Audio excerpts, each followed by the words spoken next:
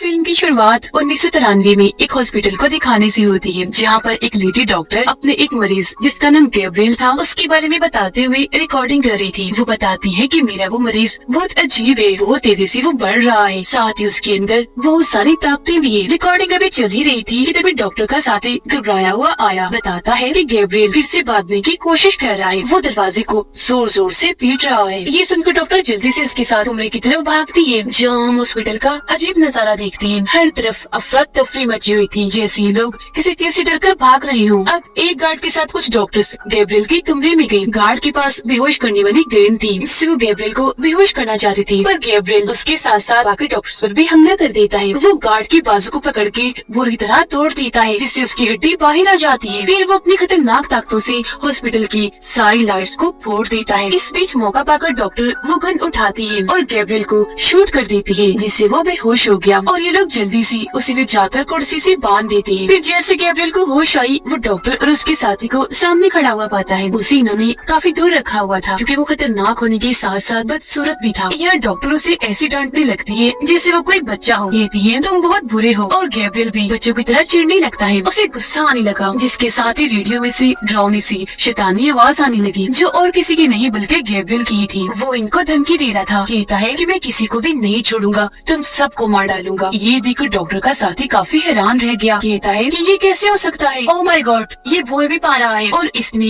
Radio को control करके उसके जरिए हमसे बात की। तब डॉक्टर उसे बताती है कि हाँ, गैब्रियल के पास ऐसी ताकतें हैं जिनकी मदद से वो बहुत कुछ अजीब चीजें कर सकता है। अब डॉक्टर और उसका साथी दूसरे कमरे में जाते हैं, जहाँ इनके हॉस्पिटल स्टाफ की लाशें ही लाशें बिखरी पड़ी थी। ये देखकर दोनों काफी परेशान हो गए, और अब यह डॉक्टर कहती है कि टाइम आ गया है इस मुसीबत को जड़ से खत्म करने का। अब सीन शिफ्ट होकर आता है एक कपल पर, जिनमें वाइफ का नाम मेडिसन होता है। यहाँ हमें पता चला कि पिछले कई दिनों से इन दोनों के बीच की ताल्लुक खास अच्छे नहीं है, क्योंकि उनकी शादी को काफी साल हो गए थे, लेकिन मेडिसन का बच्चा नहीं हो रहा था। हर बार जब भी वो माँ बनने वाली होती थी, उसका बच्चा पेट में ही मर जाता था, जिस वजह से वो इतनी परेशान रहने लगी कि उसकी तबीयत में चिड़चिड़ापन आ गया। उसके हस्बैंड का गुस्सा भी तेज था, यही वजह है कि इनके झगड़े होती रहती थी। आज भी ये दोनों हस्बैंड वाइफ इसी बात को लेकर बहस कर रही थी, जहाँ मेडिसन के हस्बैंड को गुस्सा आ गया और वो उसे जोर से धक्का मारता है, जिससे वो दीवार से जाकर टकरा गई और उसके सिर पर चोट लगने से खून निकलना शुरू हो गया। ये देखकर उसका हस्बैंड घबरा गया और जल्दी से मेडिकल किट लेने के लिए कमरे से बाहर भाग जाता है, ताकि उसकी मरहम पट्टी कर सके। लेकिन मेडिसन ये देखकर जल्दी से कमरे का दरवाजा बंद कर देती है और खुद को अंदर ही लॉक कर लेती है। असल में मेडिसन अपने हस्बैंड से तंग भी आ गई थी, क्योंकि वो एक जालिम हस्बैंड था, अक्सर छोटी मोटी बातों पर उसे मारने लगता था। फिर वो दरवाजे पर आकर मेडिसन को दरवाजा खोलने का कहता है, पर वो काफी कहने के बाद भी दरवाजा नहीं खोलती, इसलिए उसके हस्बैंड को रात कमरे से बाहर ही गुजारनी पड़ती है। वो जब सोफे पर सो रहा था तो उसे ऐसा महसूस होता है जैसे किचन में कोई मौजूद है। वो जब चेक करने गया तो हैरत, वहाँ मिक्सर मशीन चली हुई थी, फ्रिज भी खुला हुआ था और दौर टीवी भी ऑन था, लेकिन वहाँ कोई था नहीं। उसका हस्बैंड अब ये सब देख ही रहा था कि तभी उसके पीछे से कोई काली रंग का साया आकर खड़ा हो जाता है और उस पर हमला कर देता है। उसे पकड़कर दीवार पर उसका सर देकर मारता है, जिसके साथ ही एकदम से मेडिसन की आँख खुल जाती है और यहाँ हम समझ पाए कि हमला जो भी अभी हुआ वो मेडिसन का सपना था। वो काफी घबराई हुई थी, उसे अपने हस्बैंड की फिक्र होने लगी, इसलिए वो जल्दी से कमरे का दरवाजा खोलकर बाहर आती है अपने हस्बैंड को देखने के लिए। पर सामने जो उसने देखा, उसे देखकर तो उसके होश उड़ गए, क्योंकि वहाँ उसके हस्बैंड की लाश पड़ी हुई थी, वो भी बहुत बुरी हालत में। उस काले साई ने उसे मारकर पूरे जिस्म की हड्डियों को तोड़ मरोड़ कर उसे यहाँ फेंका हुआ था। हर तरफ खून ही खून बिखरा पड़ा था, जिससे मेडिसन की हालत और खराब हो जाती है। वो अपने हस्बैंड की लाश को देख ही रही थी कि तभी पीछे से वो एक काले रंग का साया निकलकर बाहर आ जाता है और अब वो मेडिसन की तरफ बढ़ने लगा। उस पर हमला करने के लिए वो काफी डर गई, जल्दी से भागने लगती है। इससे पहले कि वो मेडिसन पर हमला करता, वो अपने कमरे में आकर फौरन दरवाजा बंद कर देती है। जोर से दरवाजे पर हाथ रख के खड़ी हो जाती है, तो वो काला साया वहाँ आकर दरवाजा तोड़ने की कोशिश करने लगा। मेडिसन दरवाजे को रोकने की कोशिश करती है, लेकिन वो साया दरवाजा तोड़ ही देता है। अब झटके से मेडिसन दरवाजे के साथ दौड़ जाके गिरी और वहीं पर बेहोश हो जाती है। अब अगले सीन में मेडिसन को हॉस्पिटल में होश आती है। उसने जब आंखें खोली तो सामने उसकी बहन बैठी थी, जो पहले तो मेडिसन का हाल पूछती है कि तुम ठीक हो, फिर उसे बताती है कि दो बुरी खबरें हैं। मुझे बड़े अफसोस के साथ कहना पड़ रहा है कि इस हादसे की वजह से तुम्हारे पेट में पल रहा बच्चा मारा गया, और दूसरी बुरी खबर कि तुम्हारा हस्बैंड भी बच नहीं पाया, उसकी भी बहुत दर्दनाक मौत हो गई है। अभी मेडिसिन के लिए बहुत दुख की बातें थी, इसीलिए वो रोने लगती है। उसे काफी गहरा सदमा लगता है। इसलिए जब डिटेक्टिव यानी पुलिस ऑफिसर यहाँ उसे पूछताछ करने आती है तो उनके सवालों का भी मेडिसिन जवाब नहीं दे पाती। इसीलिए डिटेक्टिव लैब इंचार्ज के पास जाता है सवालों का जवाब पाने के लिए, जो उसके हस्बैंड की लाश को चेक कर रही थी। तब वो बताती है कि उसके हस्बैंड की लाश पर से उंगलियों के निशान मिले हैं, जो और किसी के नहीं बल्कि मेडिसिन की लग रहे हैं। और ये मुमकिन हो सकता है कि अपने हस्बैंड को मेडिसिन नहीं मारा हो, क्योंकि वो उस पर बहुत जुल्म किया करता था। फिर इसके बाद मेडिसिन की बहन उसे उसके घर छोड़ाती है। रात को जब वो अपने कमरे की खिड़की के पास खड़ी थी तो उसे बाहर की लाइट्स अजीब तरह से जलती बुझती नजर आती है, जो देखकर मेडिसिन काफी घबरा गई। और फिर तभी वो वहाँ उस काले साल को देख लेती है, जिससे वो इतना डर गई कि फौरन भागी और अपने घर के सारे दरवाजे और खिड़कियाँ बंद करने लगती है। जिसके बाद सारी लाइट्स भी ऑफ कर दी। लेकिन तभी वो ये देखकर काफी चौंक गई कि एक दरवाजा अपने आप ही खुल गया। वो डर गई, जल्दी से भागकर अपने कमरे में आकर दरवाजे को लॉक कर लेती है। अब ये रात ऐसे गुजर गई, कुछ भी नहीं हुआ। तो अगले दिन मेडिसिन जब जागी तो उसे बचने का एक आइडिया आया। वो ड्रिल मशीन लेती है और अपने काम पर लग गई, यानी वो हर दरवाजे पर 2 लॉक्स लगाने लगती है। अगले दिन मेडिसिन की बहन उससे मिलने आई। यहाँ हमें पता चला कि वो दोनों सगी बहनें नहीं है, उनका खून का रिश्ता नहीं है, बल्कि जब मेडिसिन 8 साल की थी तो उसकी सौतेली बहन के मोम डैड ने मेडिसिन को गोद ले लिया था। और 8 साल से पहले क्या हुआ वो कोई भी बात मेडिसिन को याद नहीं थी, वो सब भूल चुकी थी। अब हम एक औरत को देखते हैं जो एक टूर गाइड थी, यानी वो लोगों को अंडरग्राउंड एक शहर की सैर करवाने में उनकी मदद करती थी और पूरे सफर में उनको गाइड करती थी। इस वक्त भी वो अपने कस्टमर्स को एक खौफनाक शहर के बारे में बता रही होती है, जिसके साथ ही टूर खत्म होने के बाद सब लोग उसे पैसे देकर वहाँ से जाने लगते हैं। अब एक जगह पर आकर जब वो अपना काम निपटा रही थी तो अचानक वहाँ की सारी लाइट्स जल्दी बुझने लगती है और देखते ही देखते लाइट्स ऑफ होने लगी। टूर गाइड को लगता है कि वहाँ कोई है, तो वो चेक करने उस तरफ जाने लगी। उसकी नजर जब छत पर गई तो वहाँ एक डरावना सा क्रिएचर बैठा था, जिसे देखकर वो बहुत डर गई। इससे पहले कुछ समझ पाती वो झट से नीचे आया, एकदम से उस पर हमला कर देता है। अब जब टूर गाइड को होश आई तो वो खुद को अजीब सी जगह पर बंधा हुआ पाती है। उसके मुंह पर टेप लगाई हुई थी और दोनों बाजों को रस्सियों से बांधा हुआ था। यहाँ एक रेडियो भी रखा हुआ था, जो शुरुआत वाले रेडियो जैसा ही लग रहा था और उसमें वो शैतानी आवाज थी जो हमने शुरुआत में सुनी। और क्योंकि वो आवाज तो गैब्रियल की थी तो यहाँ हमें ये समझने में देर नहीं लगती कि ये क्रिएचर और कोई नहीं बल्कि गैब्रियल ही है। वो फिर टूर गाइड के पास आया और उसे कहने लगता है कि बहुत जल्द मैं तुम्हें भी मार दूंगा, लेकिन तुमसे पहले मुझे उस लेडी डॉक्टर से निपटना है। अब वो लेडी डॉक्टर जब अपने घर में थी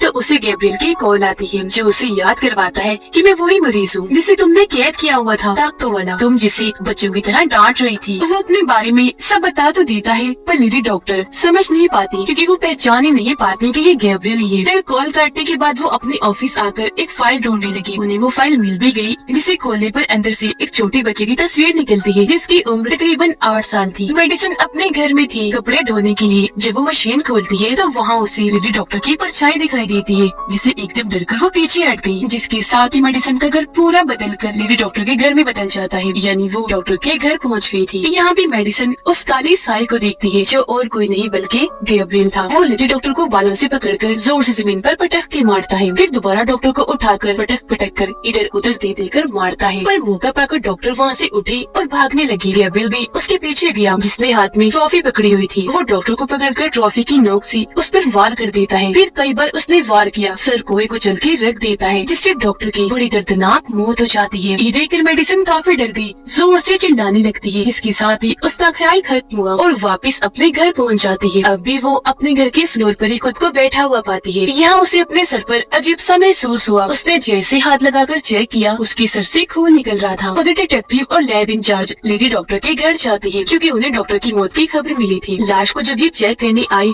तो उसकी मौत बिल्कुल वैसी हुई थी जैसे मेडिसिन ने ख्याल में देखी थी, जिसे गैब्रियल ने डॉक्टर को मारा था। उसका सर कुचला हुआ था। यहाँ उन्हें वो फाइल भी मिल जाती है जो डॉक्टर ने गैब्रियल की कॉल बंद होने के बाद देखी थी, जिसमें 8 साल की बच्ची की तस्वीर थी। वो तस्वीर भी डिटेक्टिव के हाथ लग जाती है, जिसे वो एक आर्टिस्ट को देता है, ये कहते हुए कि इस बच्ची की तस्वीर को 30 साल आगे के टाइम में ले जाओ और फिर उसका प्रिंट हमें निकाल कर दिखाओ कि 30 साल के बाद इसकी शक्ल कैसी दिखती है।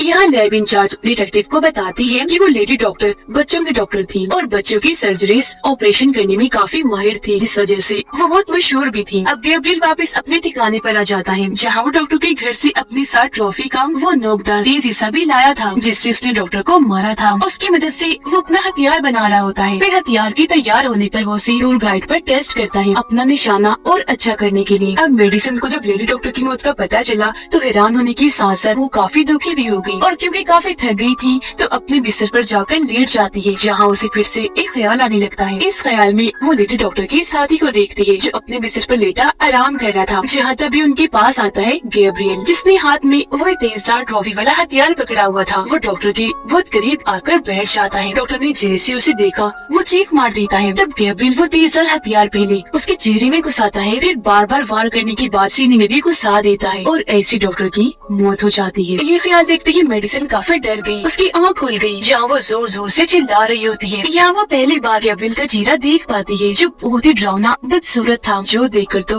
उसकी हालत इतनी खराब हो गई कि वो फौरन उठकर चीखने लगती है। वो खुद को अपने कमरे में पाती है, जहाँ ख्याल से बाहर आने के बाद उसकी तकिए पर खून पड़ा हुआ था। अब उसके चिल्लाने की आवाज सुनकर उसकी बहन फौरन यहाँ आई। तब मेडिसिन उसे बता देती है कि मुझे काफी अरसे से बहुत डरावने सी ख्याल आ रही है, और जो कुछ भी मैं ख्यालों में देखती हूँ वो हमेशा सच हो जाता है। जिसके बाद ये दोनों बहनें पुलिस स्टेशन गयी। यहाँ इनकी मुलाकात डिटेक्टिव और लैब इंचार्ज से हुई। यह मेडिसिन उन्हें भी बताती है कि मेरे डरावने ख्याल सच हो जाते हैं। मैंने लेडी डॉक्टर के साथी की मौत का भी कुछ देर पहले ही ख्याल देखा, जो हॉस्पिटल के सामने वाली बिल्डिंग में हुआ, जहाँ वो रहा करती थी। अब ये सुनकर ये लोग जल्दी से उनके घर जाते हैं, जहाँ सच में डॉक्टर साथी की लाश मिल जाती है। वो भी बिल्कुल वैसी जैसे उसने ख्याल में देखी थी, जैसे गैब्रियल ने उनके चेहरे पर वार किया था। उनके चेहरे की बुरी हालत थी और पूरा बिस्तर खून से तर था। ये देखकर डिटेक्टिव और लैब इंचार्ज काफी दंग रह गए, जिसके बाद वापस पुलिस स्टेशन आ जाती है। मेडिसिन और उसकी बहन को कहती है कि आप कुछ देर यहाँ पुलिस स्टेशन में ही रुक जाइए, कुछ पूछताछ करनी है। अब जब मेडिसिन वॉशरूम में जाती है तो एक अनजान नंबर से उसके पास कॉल आती है, जो गैब्रियल की थी, जिसमें वो कहता है कि तुम्हारा नाम मैं अपनी मर्जी से रखूंगा, क्योंकि तुम मेरी बहन हो, मैं तुम्हारा भाई हूँ, और अब मैं इतने सालों के बाद वापस लौट आया हूँ तुम्हारा और अपना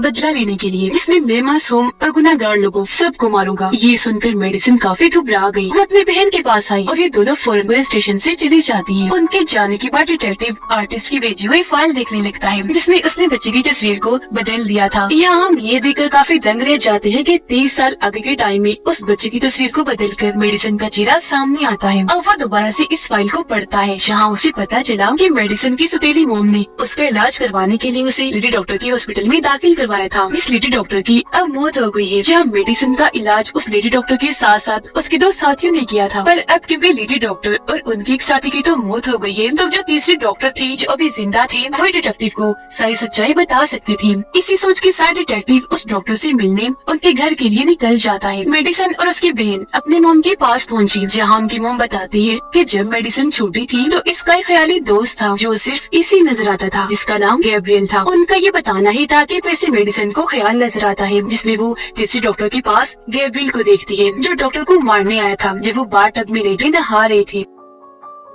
इतनी ही देर में यह डिटेक्टिव भी आ गया, जो गन को सामने करते हुए डॉक्टर की तरफ बढ़ रहा था, लेकिन तभी ऊपर से गैब्रियल आकर उस पर हमला कर देता है और उसे नीचे लिटा लेता है। यह डिटेक्टिव भी उसका इतना भयानक चेहरा देखकर डर गया, जिससे वो बेकाबू हो गया। इस चीज का फायदा उठाकर गैब्रियल उस पर बार बार वार करने की कोशिश करता है, लेकिन हर बार वो बचता रहता है। फिर डिटेक्टिव उस पर वार करके दूर फेंक मारता है और अंधाधुंध गोलियां उस पर चलाने लगता है, लेकिन गैब्रियल किसी तरह यहाँ से भाग जाता है। हालांकि डिटेक्टिव उसके पीछे गया, लेकिन वो फिर भी उसके हाथ नहीं लग पाया। अब डॉक्टर की जान तो बच गई, लेकिन इसी के साथ मेडिसिन अपने ख्याल से बाहर आ जाती है। अगले दिन डिटेक्टिव और लैब इंचार्ज अपने साथ एक दिमाग के डॉक्टर को लाती है, ताकि वो थेरेपी करके मेडिसिन की पुरानी यादों को खोल सके, जो सारी चीजें वो भूल चुकी है। थेरेपी के दौरान मेडिसिन बताती है कि जब मैं छोटी थी तो गैब्रियल की हरकतों की वजह से मुझे डांट पड़ती थी। वो मुझसे उल्टे सीधे काम करवाया करता था। जिसके साथ ही मेडिसिन यहाँ अपने बचपन की एक कहानी सुनाती है कि एक दिन मेरे पास गैब्रियल की कॉल आई, जिसने मुझे कहा कि अपनी आंखें बंद करो, तुम्हारे सामने एक केक रखा है जिसे तुम बड़े से चाकू से काट कर अपने मोम को दो। पर जब मैंने आंखें खोली तो मेरे सामने कोई केक वेक नहीं था, बल्कि मेरे सामने मेरी मोम का पेट था। और गैब्रियल मुझे कह रहा था कि तुम अपने मोम का पेट काट दो ताकि तुम्हारे मोम के पेट में जो बच्चा है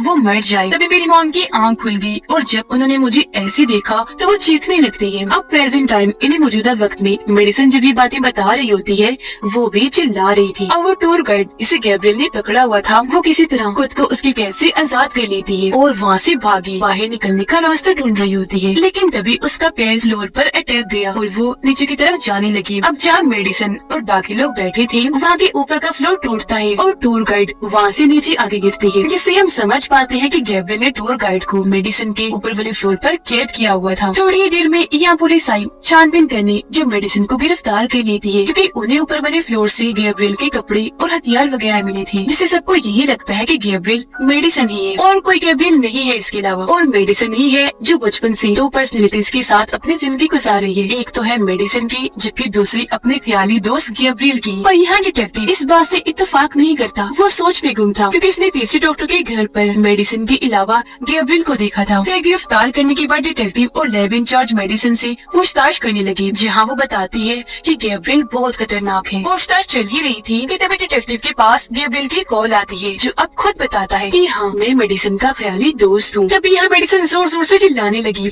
जिस वजह से आसपास के सारे बल्ब टूट जाते हैं और अब मेडिसिन को सेल में बंद कर दिया जाता है। मेडिसिन की सौतेली बहन अपनी मोम से उस हॉस्पिटल का एड्रेस लेती है जहाँ बचपन में मेडिसिन को इलाज के लिए दाखिल करवाया था, यानी लेडी डॉक्टर की हॉस्पिटल। अब वैसे तो ये हॉस्पिटल बंद हो गया था, पर उसकी बहन को भरोसा था कि वहाँ से जरूर कुछ तो पता लगेगा, तो इस भरोसे के साथ ही वो हॉस्पिटल के लिए निकल जाती है।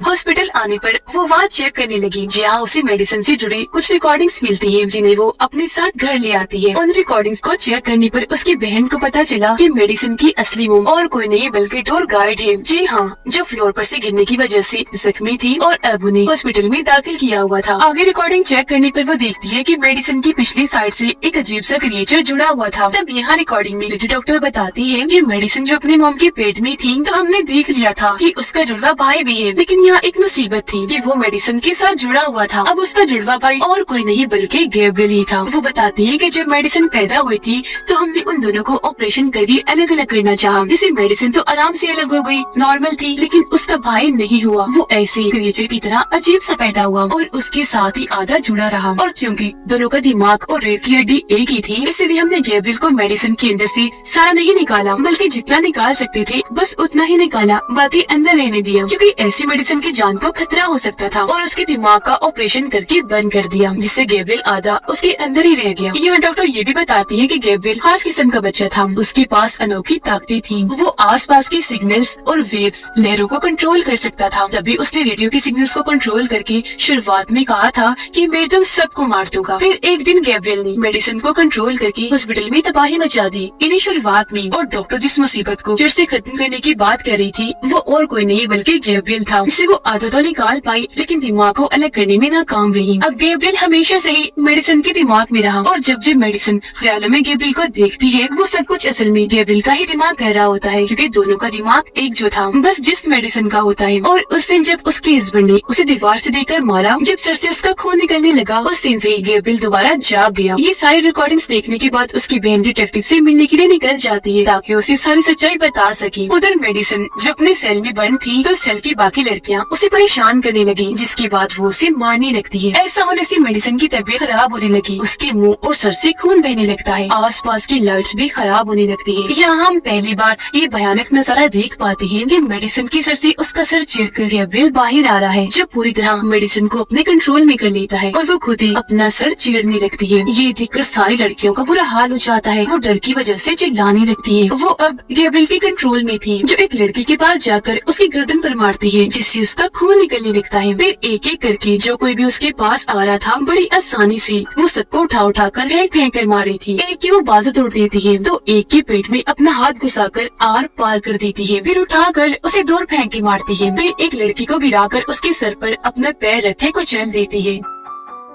घूमकर एक के पास आई और उसे नीचे गिराकर उसकी गर्दन मरोड़कर मार देती है और ऐसे उसने सबको एक एक करके बुरी तरह मौत के घाट उतार दिया। जिसके बाद मेडिसन यानी गैब्रियल वहाँ से बाहर निकलकर यानी खुद को आजाद करके अपने कपड़े और हथियार लेकर यहाँ से निकल जाता है। मेडिसन की बहन डिटेक्टिव को कॉल करके सब कुछ बता देती है, लेकिन डिटेक्टिव को कुछ भी समझ नहीं आता कि आखिर वो क्या कहना चाह रही है। अब डिटेक्टिव और लैब इंचार्ज फौरन सेल में गई, जहाँ उनका भी सामना गैब्रियल से हो जाता है, जो उन दोनों पर भी हमला कर देता है। वो दूर ही थी, घुमाकर उन पर वो कुर्सी फेंक के मारता है, जिससे वो दोनों काफी जख्मी हो गई और गैब्रियल यहाँ से भाग निकलता है। इतनी ही देर में ये मेडिसन की बहन भी आ गई। तब लैब इंचार्ज उन्हें फौरन उस हॉस्पिटल में जाने के लिए कहती है जहाँ टूर गाइड यानी मेडिसन की मॉम दाखिल थी, क्योंकि गैब्रियल का अगला टारगेट वही थी। वो जब हॉस्पिटल पहुंची तो वहाँ गैब्रियल उसकी बहन को भी जख्मी कर देता है, साथ ही एक गार्ड के सीने पर वार करके उसे भी मार देता है। और अब वो मेडिसन की मॉम के कमरे में चला जाता है। यहाँ मेडिसन की मॉम उसे माफी मांगती है कि प्लीज मुझे माफ कर दो, मैं अपनी गलती मानती हूँ। हाँ, मुझे तुम्हें अलग करना नहीं चाहिए था, क्योंकि तुम भी मेरे बेटे ही थे, मुझे तुमसे भी प्यार करना चाहिए था, लेकिन अब प्लीज मेरी गलती को माफ कर दो। वो अपनी मॉम की बातें गौर से सुन रहा था और उनकी बात मानकर हथियार नीचे कर लेता है। उनकी बात यह बनने ही वाली थी कि तभी यहाँ डिटेक्टिव आकर उसे शूट करने लगता है, पर मेडिसन की बहन डिटेक्टिव को ऐसा करने से मना करने लगती है। इससे गैब्रियल भड़क गया। वो डिटेक्टिव पर दूर से वो तेजधार हथियार फेंक के मारता है, जो सीधा डिटेक्टिव के सीने में लगा और उसकी वहीं मौत हो गई। अब ये सब कुछ मेडिसन दूसरी साइड से देख तो पा रही थी, पर उसे बचाने के लिए कुछ कर नहीं सकती थी, क्योंकि उसे तो गैब्रियल ने कंट्रोल किया हुआ था। जिसके बाद मेडिसन की बहन गन उठाकर उसे गैब्रियल की तरफ कर देती है और कहने लगी कि निकलो इसके अंदर से, ये मेरी बहन है। जो सुनकर गैब्रियल को गुस्सा आ गया, कहता है कि नहीं, ये तुम्हारी बहन नहीं है, जो कहकर वो बेड को उठाकर उसकी तरफ फेंकता है और यहाँ मेडिसन की बहन उस बेड के नीचे दब जाती है। फिर वो उसके पास आकर कहने लगा कि मैं बचपन से ही तुम्हें मारना चाहता था, पर हर बार तुम बचती रही। यहाँ उसकी बहन मेडिसन को आवाज लगाकर उसे मदद मांगती है और मेडिसन को गैब्रियल के खिलाफ भड़काने लगी, ताकि वो गैब्रियल पर काबू पा सके। कहती है कि गैब्रियल ही वो है जिसकी वजह से तुम माँ नहीं बन पा रही। जब भी तुम माँ बनने वाली होती हो, ये तुम्हारे बच्चे को पेट में ही मार देता है। ये सुनकर मेडिसन को काफी गुस्सा आने लगा और अब वो गैब्रियल पर काबू पाने की कोशिश करने लगती है। इसके बाद हम देखते हैं कि गैब्रियल ने मेडिसन की बहन को गन से शूट करके पहले उसे मारा, फिर मेडिसन की मॉम का गला घोंटकर उनकी भी जान ले ली। जिसके बाद गैब्रियल अपने सामने मेडिसन को पाता है, क्योंकि मेडिसन ने आखिरकार अपने दिमाग पर काबू पा ही लिया था और अब सब कुछ उसके हिसाब से हो रहा था। यानी कि मेडिसन की बहन और उसकी मॉम की मौत बस एक ख्याल थी, जो मेडिसन अब गैब्रियल को दिखा रही थी, जैसे वो पहले मेडिसन को दिखाया करता था, क्योंकि असल में उसकी मॉम और बहन जिंदा थी। यहाँ वो पहली बार गैब्रियल की आंखों में आंखें डालकर उसे बात करती है, कहने लगी कि मेरे जिस्म और दिमाग पर सिर्फ मेरा हक है और अब से इन पर सिर्फ मेरा ही कंट्रोल होगा, और अगली बार अगर तुमने फिर से मुझे कंट्रोल करने की कोशिश की तो सुन लो, मैं भी उसके लिए तैयार हूँ। उसका ये कहना ही था कि मेडिसन का खुला हुआ सर बंद हो गया और वो वापस अपने होश में आ गई, और अब उसने गैब्रियल को अपने अंदर से निकाल कर हमेशा हमेशा के लिए जेल में बंद कर दिया था। होश में आने पर वो अपनी बहन को बेड के नीचे से निकालती है, जो कब से वहाँ दबी हुई थी पर खुशकिस्मती से जिंदा थी। उसकी जान बचाने के बाद मेडिसन उसे गले से लगा लेती है, कहने लगी कि सिर्फ खून के रिश्ते ही सब कुछ नहीं होते, बल्कि हमेशा वो आपकी होती है जो आपके साथ रह रही है, आपका ख्याल रखती है, और तुम ही मेरी बहन हो, हमेशा रहोगी। बेशक हमारा खून एक नहीं, मैं हमेशा तुमसे प्यार करूंगी, तुम मेरी बहुत अच्छी बहन हो। ये बातें करते हुए दोनों बहनें जज्बाती हो गयी और एक दूसरे के गले से लगकर रोने लगती है। उनकी मॉम भी उन्हें देखकर काफी खुश हो रही थी, क्योंकि अब वो गैब्रियल से आजाद थी और हमेशा अपनी जिंदगी हंसी खुशी गुजारेंगी। और इसी के साथ इस फिल्म की कहानी इधर ही खत्म हो जाती है।